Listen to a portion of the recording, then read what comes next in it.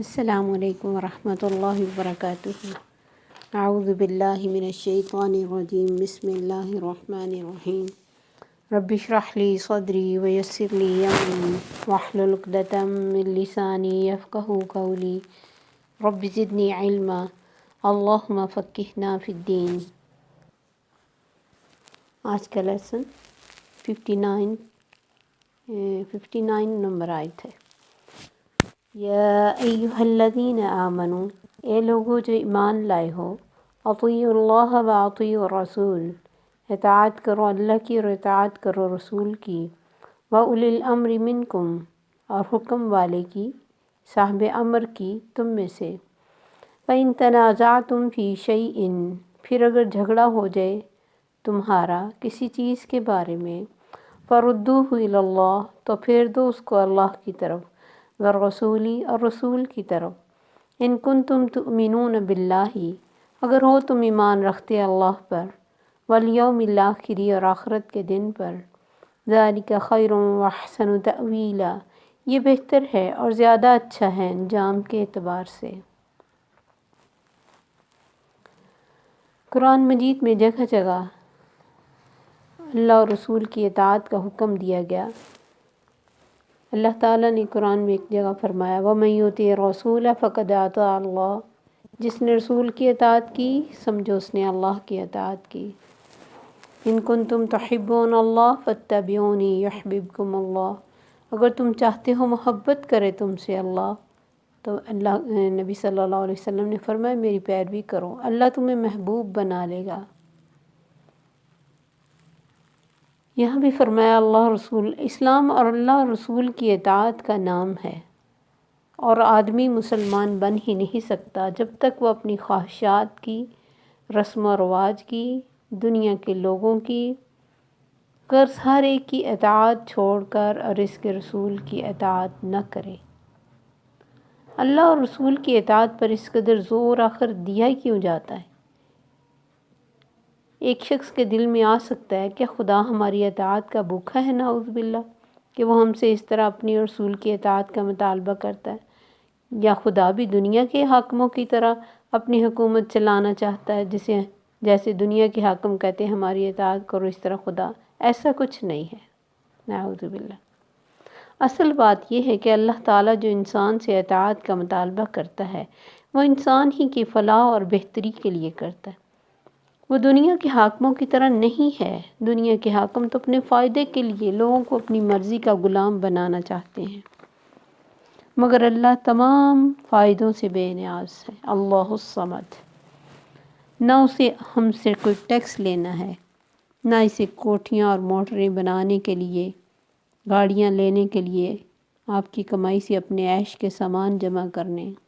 وَهُوَ يُطْعِمُ وَلَا يُطْعَمُ، وہ کھلاتا ہے کھاتا نہیں ہے، وہ پاک ہے کسی کا محتاج نہیں۔ دنیا میں سب کچھ اسی کا اور سارے خزانوں کا مالک وہی ہے۔ وہ ہم سے صرف اس لیے اطاعت کا مطالبہ کرتا ہے کہ اسے ہماری ہی بھلائی منظور ہے۔ وہ نہیں چاہتا کہ جس مخلوق کو اس نے اشرف المخلوقات بنایا ہے وہ شیطان کی غلام بن کے رہے، یا کسی انسان کی غلام ہو، یا ذلیل ہستیوں کے سامنے سر جھکائے۔ وہ نہیں چاہتا جس مخلوق کو اس نے زمین پر اپنی خلافت دی وہ جہالت کے اندھیروں میں پھرے اور جانوروں کی طرح اپنی خواہشات کی بندگی کر کے اسفل السافلین میں جا گرے۔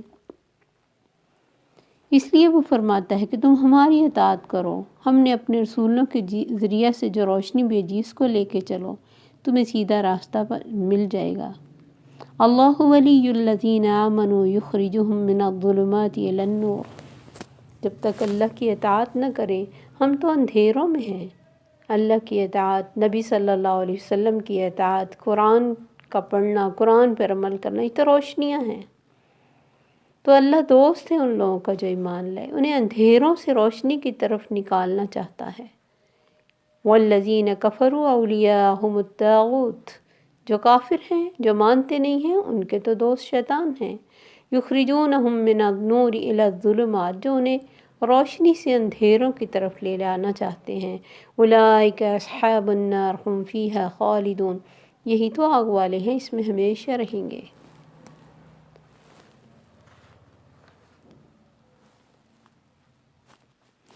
اب یہ دیکھنا ہے کہ اللہ کے سوا دوسروں کی اطاعت سے آدمی اندھیرے میں چلا کیوں جاتا ہے، اس کی وجہ کیا ہے کہ صرف روشنی اللہ کی اطاعت سے مل سکتی ہے۔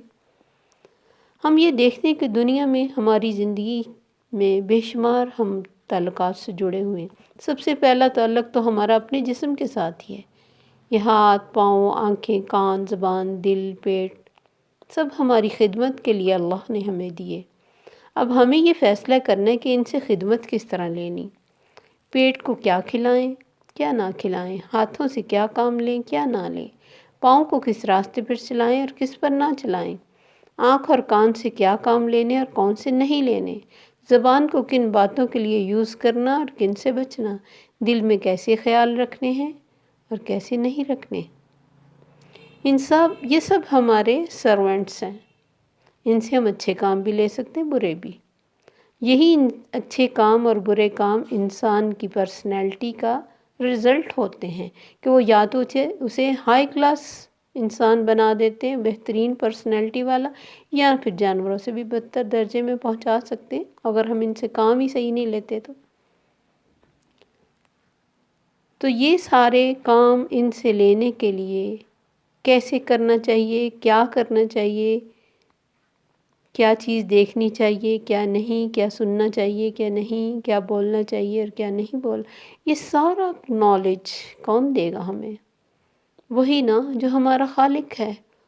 ورنہ تو دل کیا چاہتا ہے؟ جیسے چاہو جیو۔ دل تو یہ چاہتا ہے نا۔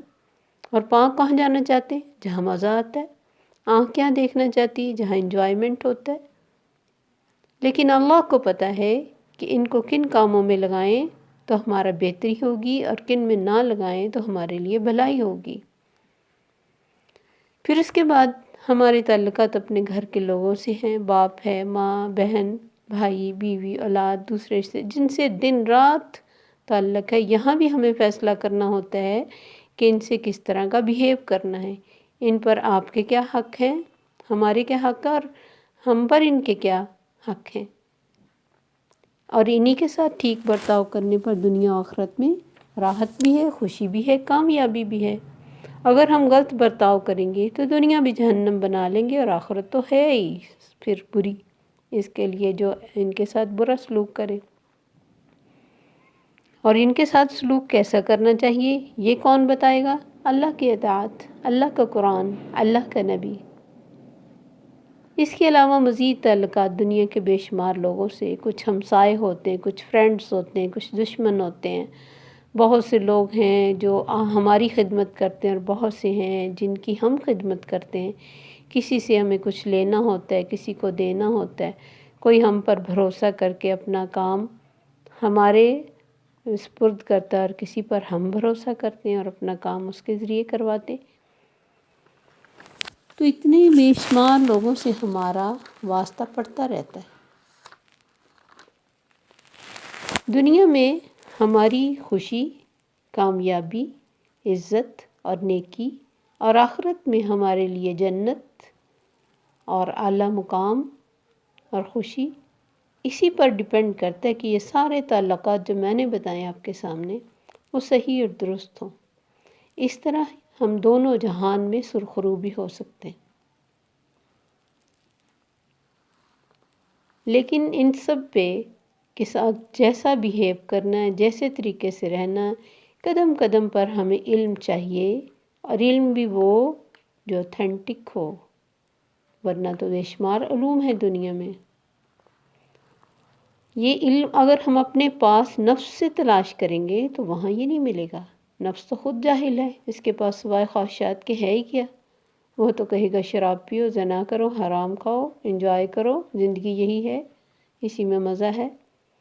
وہ تو کہے گا حق مارو، حرام طریقے سے کماؤ، اپنی زندگی کو خوبصورت بناؤ، کیونکہ فائدہ ہے۔ یہ اگر اس کے پیچھے ہم لگتے جائیں تو ہمیں بہت خود غرض اور بدکردار بنا دے، دنیا آخرت دونوں خراب کر دے۔ اب اگر نفس کے پیچھے نہیں لگتے، انسانوں کے پیچھے لگتے ہیں تو ہر انسان کا پوائنٹ آف ویو الگ ہے۔ جس کا جو پوائنٹ آف ویو ہے وہ آپ کو کہے گا یہ ٹھیک ہے، ایسے کرو، ہم اس کی طرف چل پڑے، اور دوسرا کہے گا یہ نہیں ٹھیک، ادھر چلو۔ ہم اس طرف چل پڑیں تو کہاں جائیں گے؟ تھک گئی ہے نا؟ ان ساری چیزوں سے بے نیاز ایک بہترین ذات اللہ کی ہی رہ جاتی ہے پیچھے، جہاں سے یہ روشنی مل سکتی ہے۔ وہی علیم و بصیر ہے، ہر چیز کی حقیقت کو جانتا ہے، اور وہی ٹھیک بتا سکتا ہے کہ ہمارا حقیقی نفع کس چیز پہ ہے اور نقصان کس چیز میں ہے، کون سا کام حقیقت میں صحیح ہے اور کون سا حقیقت میں غلط ہے۔ نبی اللہ کا پیدا کیا ہوا وہ واحد انسان ہوتا ہے جس کے پیچھے انسان آنکھیں بند کر کے لگ سکتے، کیونکہ وہ اللہ کا پیغمبر ہوتا ہے، اللہ کے حکم کے بغیر بات نہیں کرتا، اس لیے اللہ تعالیٰ نے ان کی اطاعت کو اپنی اطاعت قرار دی ہے۔ اب دیکھیں کہ صحابہ نبی صلی اللہ علیہ وسلم کی کس طرح اطاعت کرتے تھے کہ جب آپ ہجرت کر کے چلے گئے تو حضرت صہیب رومی جو تھے وہ ابھی نہیں گئے تھے، ان کو ان لوگوں نے نگرانی شروع کر دی کہ تمہیں نہیں جانے دیں گے۔ ایک رات انہوں نے تھوڑا سا کر کے یہ کہ میں بیمار ہوں، بار بار واش روم کے لیے کھیتوں میں جانے لگ پڑے، تو انہوں نے سمجھا آج یہ ٹھیک نہیں ہے، آج نہیں کہیں جاتے، بے فکر ہو کے سو گئے۔ آپ یہی چاہ رہے تھے کہ وہ سو جائے، جب وہ سو گئے تو آپ چل پڑے، اور ابھی کچھ ٹائم گزرا تھا، راستے میں تھے، ظاہر مدینہ نہیں پہنچے تھے، تو ان کی آنکھ کھلی، انہوں نے دیکھا کہ نہیں ہے تو پیچھے آ گئے۔ اب ایک پہاڑ پہ چڑھ گئے، کہا تم جانتے ہو میں کتنا زبردست تیر انداز ہوں، میں تم سب کو جب تک یعنی تیروں سے ختم نہیں کروں گا تب تک میں باز نہیں آؤں گا، کیا چاہتے ہو تم مجھ سے؟ انہوں نے کہا، اب ذرا ٹھنڈے پڑ گئے، ان کو پتہ چل گیا، ان کو پتہ تھا کہ یہ بہادر بہت ہے، کہ تم ہمارے شہر میں آئے تھے تو تمہارے پاس کچھ نہیں تھا، یہاں تم نے کمائی کی اور اتنا پیسہ کمایا، اور اب تم یہ سب کچھ لے کے جا رہے۔ انہوں نے کہا میں تمہیں سب کچھ اپنا دے دیتا ہوں، اپنے خزانوں کی جگہ بھی بتا دیتا ہوں، مجھے جانے دو۔ وہ پیسے کے بھوکے تھے، انہوں نے کہا ٹھیک ہے بتاؤ۔ انہوں نے سارا کچھ اللہ کی راہ میں دے کے تو نبی صلی اللہ علیہ وسلم کے پاس پہنچ گئے، اور آپ کے جانے سے پہلے اللہ تعالیٰ نے آیات اتار دی، وَمِنَ النَّاسِ مَن يَشْرِي نَفْسَهُ ابْتِغَاءَ مَرْضَاتِ اللَّهِ۔ آپ نے 2-3 دفعہ کہا تم نے بڑے نفع کا سودا کیا، صہیب تم نے بہت نفع کے سودا کیے۔ اس طرح اطاعت کرتے تھے، راستے میں کوئی بھی چیز ان کو روکنے والی نہیں تھی۔ پھر اولی الامر میں کوئی بھی انسان یعنی آ سکتا ہے جو صاحب حکم، جیسے نبی صلی اللہ علیہ وسلم نے اپنے وفات سے کچھ دن پہلے ایک لشکر تیار کیا تھا جس کا کمانڈر حضرت اسامہ رضی اللہ عنہ کو بنایا تھا، جو اس وقت صرف 16-17 سال کے ینگ لڑکے تھے، لیکن ان کے جو انڈر تھے وہ بڑے بڑے صحابہ، حضرت ابوبکر صدیق تک ان کے انڈر تھے، جنہوں نے جا کے لڑائی لڑنی تھی، لیکن اسی دوران نبی صلی اللہ علیہ وسلم وفات پا گئے۔ تو بعد میں صحابہ کو ہوا، مطلب کچھ لوگوں کو یہ اعتراض ہوا کہ حضرت اسامہ کے لشکر یعنی انہی کی کمانڈنگ میں لشکر جائے گا، تو آپ نے کہا کہ جس لشکر کو میرے نبی نے سیٹ کر دیا اس میں کوئی رد و بدل نہیں کروں گا، اسامہ کی سرکردگی میں ہی لشکر جائے گا۔ تو یہ اولی الامر ہے، یعنی اب عمر نہیں دیکھنی، نہ یہ دیکھنا ہے کہ اس کا کس نے اس کو مقرر کیا یا کس نے نہیں کیا، جو بھی امیر بن جائے اس کی اطاعت کرنی ہے۔ گھر کے لیول پہ بھی ایک بڑا ہونا ضروری ہے، جس گھر میں بڑا ہوتا ہے، جس گھر کا انتظام ڈسپلن سے چلتا ہے، اس گھر کا لک اور ہوتی ہے۔ جس گھر میں ہر ایک انسان بڑا بنتا ہے اس کی جو تربیت ہے، جو اس کے گھر والے، ان کا اور ہی حساب ہوتا ہے۔ تو آپ نے فرمایا تم کہیں سفر میں بھی جاؤ، 3 لوگ ہو تو 2 اپنے میں سے ایک کو امیر چن لو، تو کوئی بھی آپ نے فرمایا تمہارے اوپر ایک کان کٹا حبشی غلام بھی امیر ہو تو تم نے اس کی بات ماننی ہے، لیکن یہ بات سمع و اطاعت جو ہے یہ معروف میں ماننی، جیسے بخاری اور مسلم میں ہے کہ نبی صلی اللہ علیہ وسلم نے ایک لشکر بھیجا جس کی سرداری ایک انصاری کو دی۔ ایک مرتبہ وہ لوگوں پر غصہ ہو گئے اور فرمانے لگے کیا تمہیں نبی صلی اللہ علیہ وسلم نے میری فرما برداری کا حکم نہیں دیا؟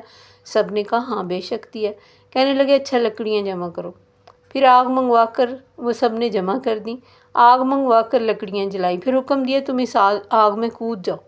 ایک نوجوان نے کہا سنو، آگ سے بچنے کے لیے تو تم نے دامن نبی صلی اللہ علیہ وسلم میں پناہ لی ہے، جلدی نہ کرو جب تک نبی صلی اللہ علیہ وسلم سے ملاقات نہ ہو جائے، پھر پوچھیں گے کہ اس بات میں بھی ہمیں ان کا کہنا ماننا چاہیے تھا کہ نہیں، پھر آپ بھی یہی فرمائیں گے تو ہم آگ میں کود پڑیں گے۔ چنانچہ یہ لوگ آپ کی خدمت میں حاضر ہوئے اور سارا واقعہ سنایا۔ آپ نے فرمایا اگر تم آگ میں چلے جاتے تو ہمیشہ آگ میں رہتے، سنو فرما برداری صرف معروف میں ہے، یعنی ایسی بات جو دیکھنے میں سمجھنے میں یعنی ہر طرح سے صحیح چیز ہو، دل کو لگنے والی اور حقیقت میں صحیح چیز، یعنی معروف عرف سے ہے، پہچاننے میں پتہ لگ جائے کہ یہ صحیح چیز ہے، تو مسلمان پر سننا اور ماننا فرض ہے، چاہے اس کا دل چاہے یا نہ چاہے۔ پھر یہ کہ آپ نے فرمایا تم پر ایسے لوگ، یہ بھی مسلم کی حدیث ہے، آپ نے فرمایا تم پر ایسے لوگ حکومت کریں گے جن کی بعض باتیں اچھی ہوں گی اور بعض بری ہوں گی، جس نے ان پر ناراضگی کا اظہار کیا وہ بری الذمہ ہو گیا، اور جس نے ان کو ناپسند کیا وہ بچ گیا، لیکن جو ان کے پیچھے لگ جائے گا اس وجہ سے، یعنی ڈر کے کہ حکومت ہے اور ہمیں پکڑ نہ لے، یا اس کسی وجہ سے، وہ برباد ہو گیا۔ صحابہ نے پوچھا کہ اللہ کے نبی پھر ایسے لوگوں سے ہم جنگ کریں، یعنی جن کی کچھ باتیں صحیح ہیں کچھ نہیں؟ آپ نے فرمایا نہیں، جب تک وہ نماز پڑھتے ہیں تمہیں ان سے جنگ نہیں کرنا، یعنی فرائض پورے کرنے والے ہیں۔ پھر آپ نے فرمایا تمہارے بدترین سردار وہ ہیں جن سے تم ناراض ہو، جن پر تم لعن طعن کرتے ہو اور وہ تم پہ کرتے ہیں۔ پوچھا پھر کیا ان سے جنگ کرے؟ فرمایا نہیں، جب تک وہ نماز پڑھیں، یعنی نماز ایسی چیز ہے کہ جب تک وہ پڑھ رہا ہے کوئی، تب تک آپ ان سے جنگ نہیں کر سکتے۔ فَإِن تَنَازَعْتُمْ فِي شَيْءٍ فَرُدُّوهُ إِلَى اللَّهِ وَالرَّسُولِ، پھر اگر کسی بات میں جھگڑا ہو جائے، کوئی رسہ کشی ہو جائے، کوئی کھینچا تانی ہو جائے، تو سب سے پہلے دیکھنا ہے کہ اللہ کے حکم کیا اور نبی صلی اللہ علیہ وسلم نے اپنی زندگی میں ایسے معاملے کو کیسے سیٹ کیا۔ اللہ فرماتے اگر تم اللہ اور آخرت پر ایمان رکھتے ہو، تمہارا یقین ہے کہ ہمارا رب ہی ہمارا ویل وشر ہے اور آخرت پر اللہ کے سامنے جا کے ہمیں جواب دہی کرنی ہے، تو بہترین چیز یہ ہے کہ زندگی میں کوئی بھی معاملہ ہو، سب سے پہلے اس کا حل اللہ کے حکم میں دیکھو، پھر نبی صلی اللہ علیہ وسلم کی زندگی میں اور قول میں دیکھو، اگر اللہ پر یقین ہے تو۔ صحابہ میں بھی اختلاف ہو جاتا تھا، جیسے اس حضرت اسامہ رضی اللہ عنہ کے بارے میں تھوڑا سا ہوا تھا کہ ان کو بھیجیں یا نہ بھیجیں، لیکن یہ نہیں تھا کہ وہ بڑا کرتے اس اختلاف کو، فوراً سے آپس میں سیٹ ہو جاتے تھے۔ جب قرآن کو اکٹھا کرنے کا ایک بک کی شکل میں آپس میں معاملہ ہوا تھا، تب بھی پہلے حضرت ابوبکر صدیق نہیں ماننے تھے، پھر حضرت زید کو بھی منانا پڑا تھا، لیکن شرح صدر ہو جاتا تھا ان کی آپس میں بات سے، وہ لڑائی نہیں کرتے تھے، چھوٹی چھوٹی باتوں پہ الگ الگ فرقے نہیں بناتے تھے۔ اس لیے اللہ تعالیٰ نے سورہ نور میں ارشاد فرمایا وَإِن تُطِيعُوهُ تَهْتَدُوا، اگر تم اس کی اطاعت کرو گے ہدایت پا جاؤ گے۔ پھر اللہ تعالیٰ نے ارشاد فرمایا فَلْيَحْذَرِ الَّذِينَ يُخَالِفُونَ عَنْ أَمْرِهِ، ڈرنا چاہیے ان لوگوں کو جو اس کے حکم کی مخالفت کرتے ہیں، ان یصیبہم فتنۃ او یصیبہم عذاب علیم، کہ انہیں کوئی فتنہ پہنچے یا دردناک عذاب پہنچے۔ ومن یطع اللہ ورسولہ یدخلہ جنات تجری من تحتها الانہار ذلک الفوز العظیم، جس نے اللہ رسول کی اطاعت کی وہ جنت میں جائے گا اور یہ بہت بڑی کامیابی ہے۔ ومن یعص اللہ ورسولہ یدخلہ نارا، اور جس نے اللہ اور رسول کی نافرمانی کی وہ آگ میں جائے گا۔ اور نبی صلی اللہ علیہ وسلم کا یہ حکم ہے کہ اولی الامر کی بات ماننی ہے، آپ ہی کا حکم ہے کہ آپ دیکھیں کہ وقت کے ساتھ ساتھ نئی نئی چیزیں آتی ہیں، جیسے نبی صلی اللہ علیہ وسلم کے زمانے میں ایسی سواریاں نہیں تھیں، ایسی ٹیکنیک نہیں تھی، موبائلز نہیں تھے۔ شروع میں جب یہ چیزیں آتی ہیں تو ہر ایک کو لگتا ہے کہ یہ بہت، جیسے تصویر کے بارے میں بعض علماء بہت زیادہ خلاف تھے اور بہت بات کرتے تھے، لیکن وقت کے ساتھ سمجھ آ گیا کہ یہ وہ ٹولز ہیں جن سے لوگ برائیاں پھیلا رہے ہیں، ہمیں ان سے اچھائی پھیلانی چاہیے۔ اور اب ہر عالم آتا ہے، یعنی یوٹیوب پہ اور ہر چیز پہ، اور ویڈیو اور تصویریں، ایسے مسئلے پھر اجتہاد سے حل ہوتے ہیں۔ ہمارا مسئلہ یہ ہے کہ جو علم والے ہیں یا بے علم ہیں سب بولنے لگ جاتے، کسی کو پتہ ہے وہ بھی بتانا شروع کر دیتا ہے، اسے تو بتانا چاہیے، لیکن جسے نہیں پتہ وہ بھی اپنی طرف سے نئی بات پہنچا کر لوگوں میں فیم حاصل کرنے کی کوشش کرتے کہ ہم مشہور ہو جائیں۔ ہر بندہ مفتی بن کے دین کے نام پر فتوے دیتا ہے، تو اس کا حل یہ ہے کہ ہم خود اس قرآن کو کھولیں۔ وَمَن يُؤْمِن بِاللَّهِ يَهْدِ قَلْبَهُ، اب اللہ تعالیٰ کا ارشاد ہے کہ جو اللہ پر ایمان لائے گا اللہ اس کے دل کو ہدایت دے گا، کیونکہ اللہ کی رہنمائی ہی بہترین رہنمائی ہے۔ اسی لیے اللہ نے فرمایا ذَلِكَ خَيْرٌ وَأَحْسَنُ تَأْوِيلًا، یہ بہترین ہے اور حقیقت اور انجام کے لحاظ سے بھی بہترین۔ کہ تم زندگی کے معاملات کو میرے رسول، میرے حکم اور صاحب حکم جو تم میں سے ہیں ان کے ساتھ اپنے معاملات کو حل کرو، اور اگر کوئی ایسا مسئلہ جو وقت کے حساب سے نیا ہے اس میں بھی بڑے بڑے علماء بیٹھ کے آپس میں مشورہ کریں گے، پھر اس کے بعد شرح صدر ہوگا تو اس چیز کو استعمال کیا جا سکتا، کوئی مسئلہ نہیں، کیونکہ جیسے جیسے ترقی ہو رہی ہے اب یہ ساری چیزیں تو اس زمانے میں نہیں تھی، لیکن اس کا ہر چیز میں اچھائی اور برائی، اب یہ ہمیں سینس ہونی چاہیے۔ اگر ہم قرآن کو پڑھتے ہوں، اللہ کے ساتھ جڑے ہوں، نبی صلی اللہ علیہ وسلم کی سنت کو جانتے ہوں گے، تبھی پتہ چلے گا نا کہ ان چیزوں کی برائیاں کیا، ورنہ تو بے علم اور جاہل انسان ہر نئی چیز کو اڈاپٹ کر لے گا۔ لیکن مسلمان اتنا بیوقوف نہیں ہونا چاہیے، اور نہ ہی ہوتا ہے، اسے چاہیے کہ وہ آنکھیں کھول کے ان چیزوں کو چیک کرے، اس میں اچھائی کو لے اور برائی کو اگنور کرے۔ تو ہر چیز میں برائی ہے اور ہر چیز میں اچھائی ہے، تو اچھائی کے لیے تب لیں گے جب اللہ کا ڈر ہوگا۔ اس لیے اللہ نے فرمایا اگر تم اللہ اور آخرت پر ایمان رکھتے ہو تو پھر یہ کام بہترین ہے۔ تو اللہ سے دعا ہے کہ اللہ تعالی ہمیں اپنا اور نبی صلی اللہ علیہ وسلم کا ہمیشہ اطاعت کرنے والا بنائے۔ ہم ان کی ہسٹری کو پڑھیں تو ہمیں پتہ چلے صحابہ نے کیسے اطاعت کی ہے، کتنی بہترین اطاعت کی ہے، اور ہمیں بھی اسی طرح کرنا چاہیے۔ اس لیے اللہ نے فرمایا وَمَن يَبْتَغِ غَيْرَ الْإِسْلَامِ دِينًا فَلَن يُقْبَلَ مِنْهُ، جس نے اسلام کے علاوہ کوئی دین چاہا اس سے قبول نہیں کیا جائے گا، آخرت میں اس کا لاس ہوگا۔ السلام علیکم ورحمۃ اللہ وبرکاتہ۔ سبحانک اللہم وبحمدک، اشہد ان لا الہ الا انت، استغفرک واتوب الیک۔